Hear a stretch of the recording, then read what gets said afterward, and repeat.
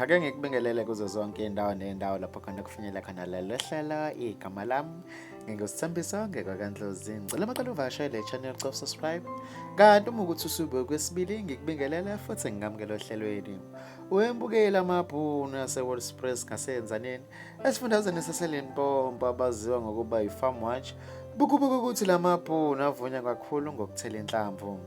Kubikwa ukuthi amaphoyisa kahulumeni azama ahluleka ukuhlaba 15 ngenhlamvu yesigebengu ebezizama ukuduna imoto yemali.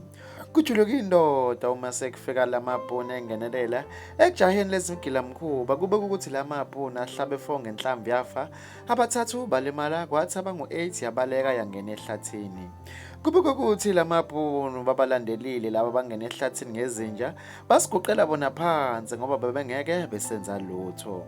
Kubikwa ukuthi lezi nkabi zibulale umshayeli we-G4S zathatha nemali kodwa amabhunu ayithola yonke leyo mali nesibhamu.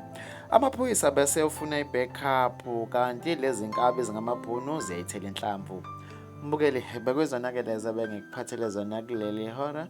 Ngizocela ubeke uvo lakho ku-comment section. Ngizokubamba kwenye video elandelayo sengiphuma kanje usale kahle.